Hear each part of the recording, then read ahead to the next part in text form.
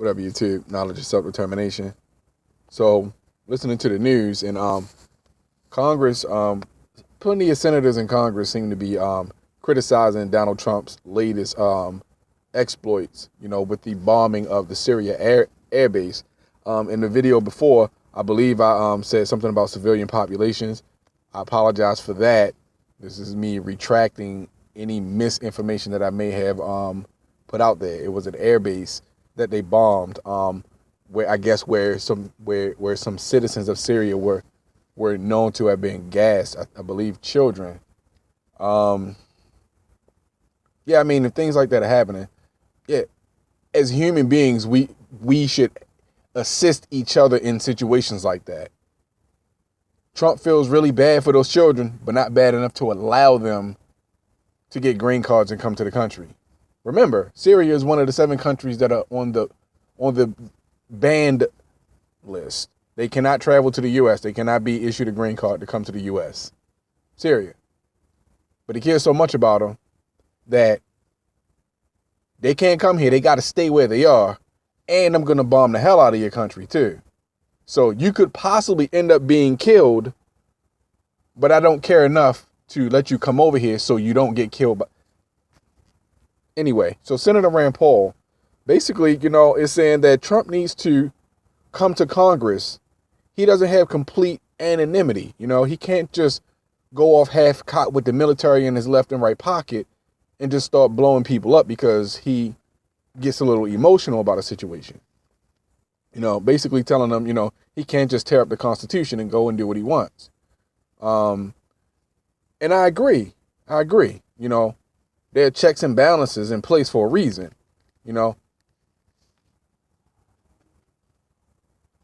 We have the our branches of government in place for a reason, so that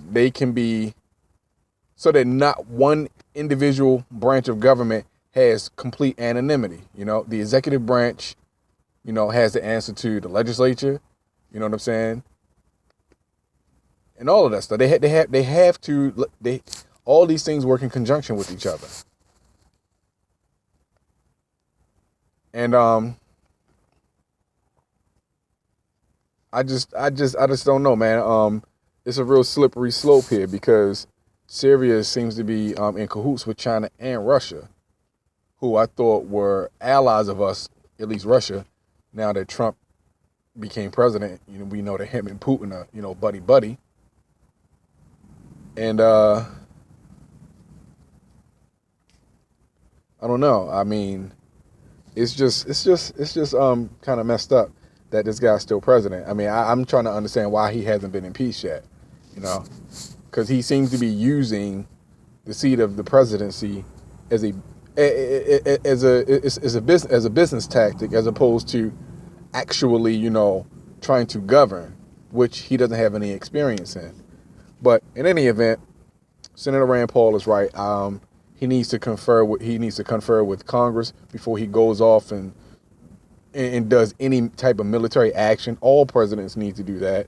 You need the consensus of the people before you go off and do something, because there could possibly be a more diplomatic way of handling a situation or settling some sort of disagreement without actually, having to take lives,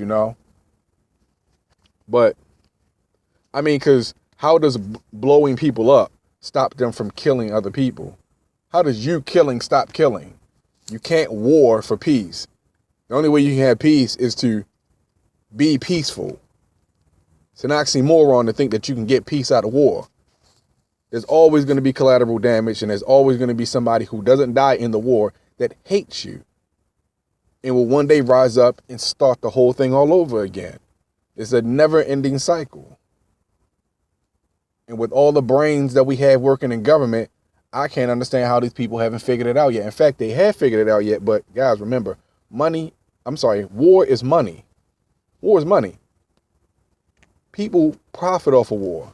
Death and violence. People make money off of that. And usually, anyway, I'm not going to get too deep into any more of these other things, but I believe that Senator Rand Paul is right, though.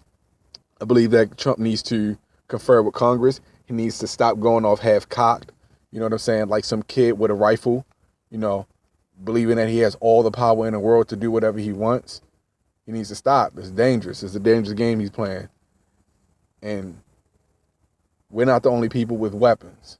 We're not the only people with missiles. So, yeah, in any event, I don't know what's going to happen. How much more damage is Trump going to do to the Constitution before he's impeached, if that's even in the works?